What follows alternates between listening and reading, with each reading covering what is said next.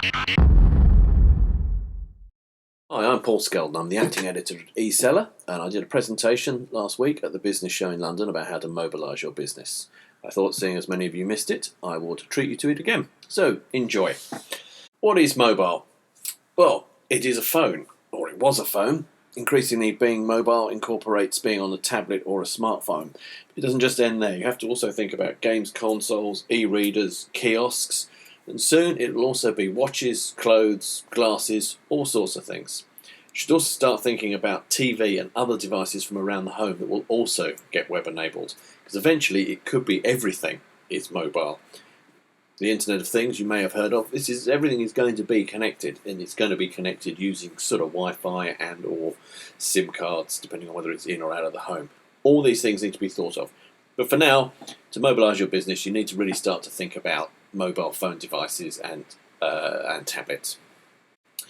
So in essence, what that really means is that mobile is about the operating system. The operating system is the software within the phone or device that makes it work, and it's different to the software that's on a computer that makes your website work. So you need to design and think in terms of those operating systems.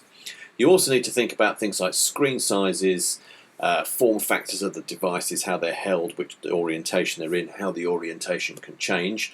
You also need to start to consider things like the location and the context. That's what you're really designing for when you're thinking about going for a mobile design for your website and to mobilise your e-commerce business. So why should you go mobile? Well, because Google says so. Why does Google say so? It's because increasingly that's where people are, and that's where people are shopping. 75% of shoppers think that searching on mobile for small businesses is a crucial part of how they find them. Half of traffic on Black Friday was mobile, according to SimilarWeb, and 80% of US shoppers will be using mobile this holiday season, according to ComStore. 53% of UK shoppers now are using mobile at some point in their shopping journey. And, weird one this, but very important in the future, 83% of Chinese shoppers that currently hit UK sites are doing through their mobile device. China's going to be a big market. You need to be on top of that. You need to be mobile, ready to accept all the orders from them if you want to grow. So how do you go mobile? There are 4 key components. Site optimization, making your site and services work through these devices. How to use mobile to market what you do, which is a very crucial part of it. How you get the payments and checkout to work. And then we'll touch on apps, because that's sort of mobile, also sort of a slightly different sort of take on it. So let's deal with the first one, site optimization. Getting your site to work on all these devices is what that really in essence is about. And many, many people don't do it. It's simple and it should be done. And it leads to so much disappointment of people hitting your site, not being able to get it to work. I did it to myself the other day on a site for buying tickets to go ice skating at the Natural History Museum. It doesn't work on a mobile phone. As many as 91% of SME websites are not optimised. And what are they doing wrong? Technically, really, they're doing nothing wrong because they're doing nothing. Many are scraping, which is just sucking their website and chucking it out sort of in an m.web sort of basis, which just never really works and is very old school. And people just aren't thinking mobile and they're not testing it. It's not rocket science. Most of your people who host your websites have a mobile option. It might mean that it costs you slightly more money to upgrade to using that, but hey, it's worth it. You'll get more sales. You'll reach more people. You'll please your customers. So you've got to do it. And you've got to test it. You've got to keep testing it. You've got to test it on many, many devices. That's the hard and expensive bit. But again, there are companies that can help you with that. So, what are the ways of actually doing an optimization? Well, there are 3, essentially. You can do a responsive design, which fluidly responds to the screen and the screen size. It's just basically sort of appears just about right, like your website, but on a screen, slightly repositioned around the orientation and the screen size and the screen proportions. Then there's adaptive design, where it adapts to the screen. So it moves things around. It puts certain parts of it on there that it doesn't necessarily show all of it on your mobile phone. It's more adaptive. It's more sort of thinking about what this is being done. Most importantly, there's adaptive responsive, which is where most of it's really going, which of course does both. Where it's not only fluidly adapted to the screen, fluidly adapting to how you hold your screen and where you are and all that, but it also is adapting to the device that it's on. So it's displaying certain parts of your website, it's promoting certain bits more because you want those on mobile, not so much on your fixed website, and just making it look good. And as you can see from this simple diagram, that's roughly kind of a vague idea of how that would reposition itself and make itself look good. That's more of an adaptive outline, but adaptive responsive, it also responds to how you twist the screen and what you're doing. So how do you optimize your site? What other things do you need to consider? You also need to look at scrolling, because obviously websites on the computer, desktop computer, you tend to click on links and put it around that way. Pages sort of are designed around the shape and orientation of the screen. That all goes out the window on mobile. Everything is more based around scrolling, and the infinite scroll is fine. You can keep going on forever. You can adapt this design for your actual website on your computer. Nobody minds anymore. Consumers are so used to smart devices. They scroll and will keep scrolling. This idea of designing above the fold, below the fold, that's all done and dusted. You don't need to worry about that anymore. So go scrolling. This is all part of really having a mobile first design. You design it for sort of how mobile works, and then adapt it back the other way for how it works on a computer. Eventually everything will be done on a mobile device. So scrolling is a key thing you need to think about, how it scrolls, where things are on the scroll. Another important thing is buttons. On your desktop, you're clicking with a mouse. Buttons don't need to be big, you can have links and all that. Mobile, not so good, using a big fat finger. You want buttons, you don't want links, you want buttons. Everything has to be a big button, big clear call to action on the button, and it has to work, and it has to be good and stable. Again, this can be used on your desktop site as well. It's perfectly adaptable to that. You can click on a button with a mouse, there's no problem with that. So think buttons. Images and text. Less is always more, particularly with mobile. Images do speak more than text. If you get the right images, they're much more alluring. You need some text, obviously, but people aren't going to want to read reams and reams of very small print on a very small screen. So think images. However, don't go for massive image files. Make them as small as possible and still clear and lovely looking, because they have to be downloaded often over a slow Wi-Fi or slow public 3G or 4G or even 2G network out in the world. Costs money to download them. Also, it takes a long time. Any stall, more than a couple of seconds, and you've lost the person. Also think about context. Where are people going to be using this? This comes back again to the idea that you'll be using them often on sort of your telephone network and using up your data allowance. So think about how your site is going to render itself and what you want people to do. Also the context of how people are going to use it. What things are more likely to be used on the mobile than on the desktop, and put those first. You can also design your mobile sites to put things in front of people that you want them to do on a mobile. You can lead them to some degree. So think about context and keep regularly updating it. As with your SEO on your website, Google loves regular updates, fresh content, new stuff, new links, lots of deep linking, all that kind of thing to drive traffic. So you'll come up higher in the search results. Right, this brings us to the second part of what we can do with mobile, marketing. Mobile is the most personal communications tool. 90% of SMSs are opened and read, no matter who they're from, and 88% of people read emails on their mobile device. Which means that you can market to them, and you can use email and SMS to market to people and drive them to your website, ideally on their mobile. You need to understand who these people are and track what they do, so you can target them ever more and more progressively personally as you learn more and more about them. So you're sort of, it could be quite high level to start with, but eventually you are going to be able to offer almost an individual offer to a particular person based on who they are and where they are.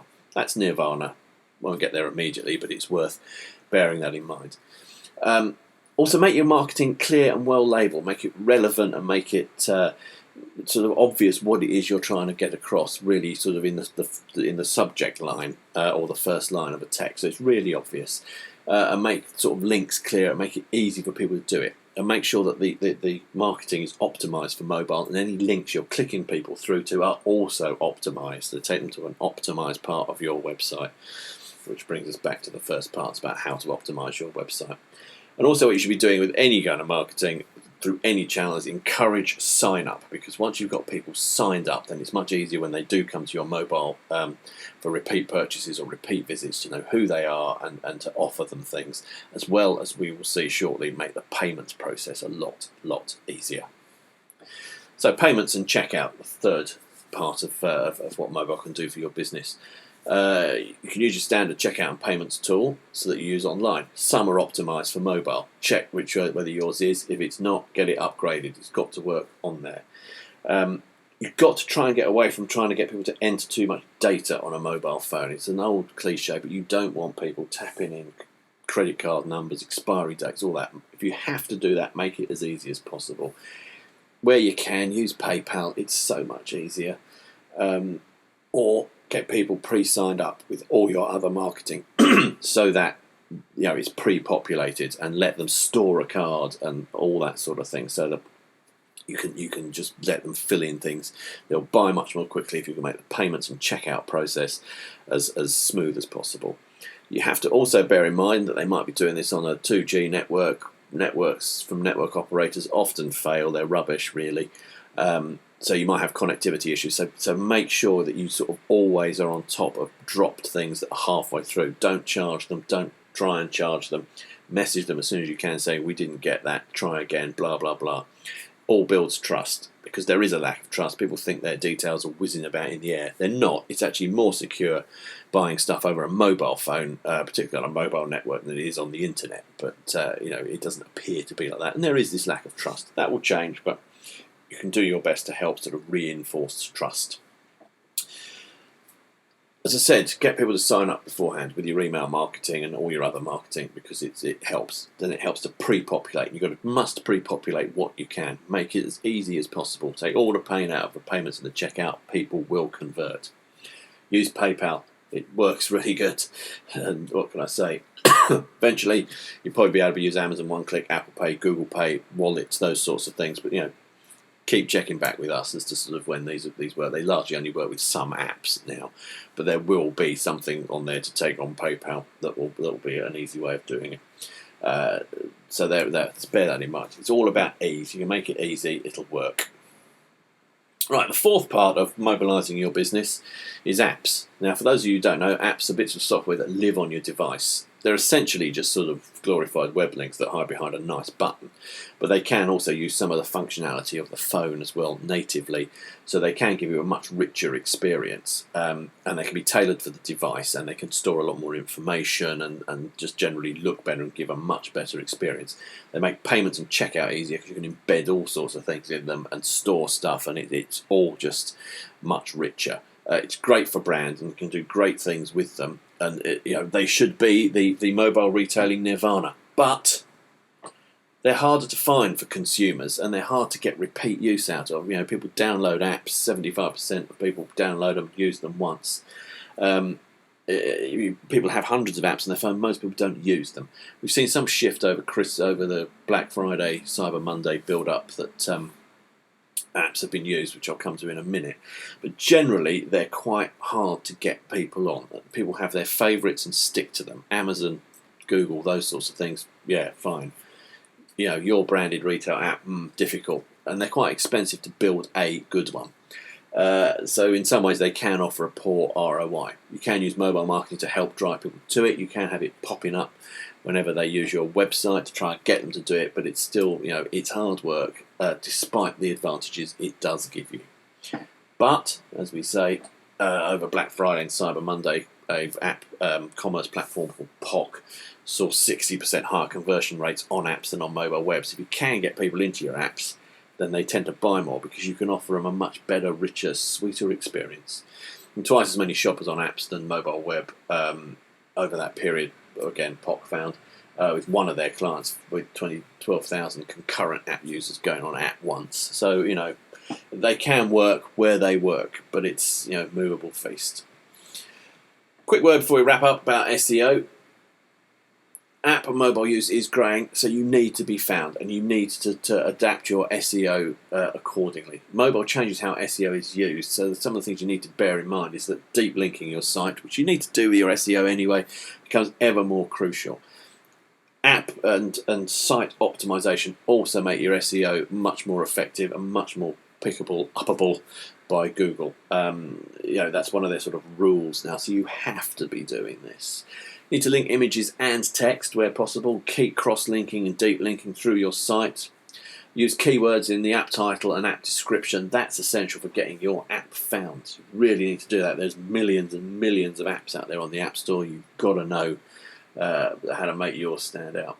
And use all the tips that are on the App Store, the stores themselves. There's a whole load of tips they give you as to how to do it. Do them all.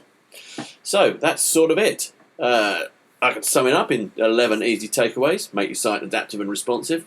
Look at how content can adapt to the device. Use images and less text, but make them sure they're small file sizes so they load quickly, but make sure they still look good. No horrible, pixelated, really, really low-fi images. Embrace the infinite scroll, so you just go, go, go, go, go, and make the buttons clickable and easy to use with big fat fingers.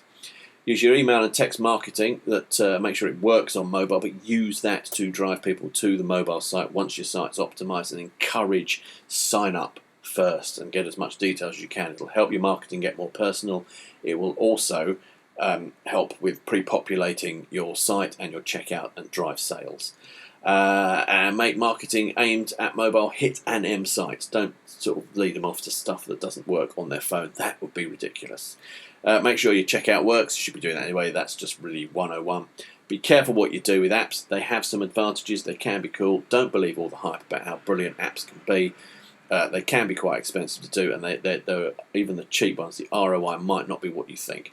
Look at what your consumers are already doing. You will see at some point, an app may work for me here. Be careful. And be creative. See what you can do with it. Play around with it. Test it. Try it. Do as much A/B testing as you can and you can afford to do, and just try things. Try things out and keep reading all about what's happening in the world of mobile, particularly through internetretailing.net, where we do a lot of news and regular stuff about what big retailers are doing with mobile. You too can learn from that and benefit from it and enjoy. And if you do need me, there I am. You can email me at pauls@internetretailing.net or ping me on Twitter at etail_Paul. And well, you're already on the eSeller site listening to this, but there it is, eSeller.net. Enjoy and happy mobilisations.